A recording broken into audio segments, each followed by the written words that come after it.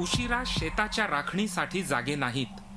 अज्ञात व्यक्तींचा या भागात सुरू असलेला वावर, यामुळे गेल्या 15 दिवसांपासून त्यांना अशा प्रकारे जागता पहारा द्यावा लागत आहे।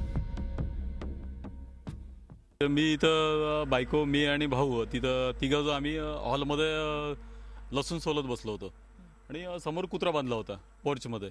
कुत्रा भुंकायला लागला म्हणून बाहेरच्या साईडला मी कुत्र्याला हटकतोय, चुबस ते कुत्रं उडे मारायला लागलं, माणसाच्या अंगावर जसे उडे मारत तसं। पुढच्या साईडला बघितलं, काळा कुट्ट माणूस कपडे घातलेला आत्ता इथं जस्ट 1-1.5 तासापूर्वी दिसला।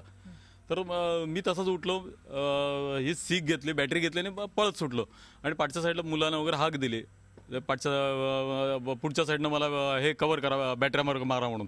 तोपर्यंत तो जाळीचा फायदा घेऊन माणूस पळून गेला।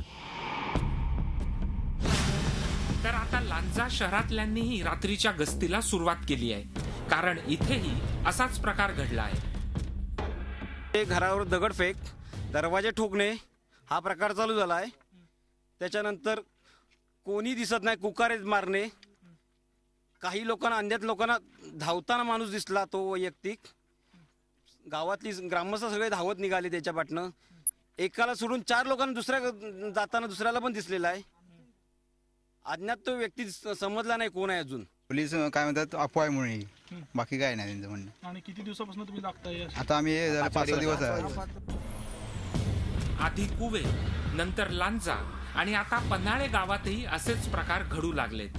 त्यामुळे अख्खं गाव रात्र जागून काढतंय।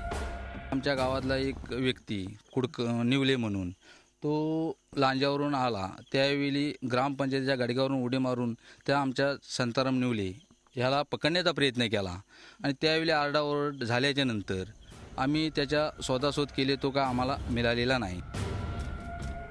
या प्रकाराची माहिती लांजावासियांनी पोलिसांना दिली आहे, मात्र ही अफवा असल्याचं पोलिसांचं म्हणणं आहे। दरम्यान पोलिसी कारवाईची वाट न पाहता स्थानिकच हाती लाठ्या काठ्या घेऊन घराबाहेर पडलेत। Pranav Polekar, Zee media, Lanja, Ratnagiri. Zee 24 तास रहा एक पाऊल पुढे।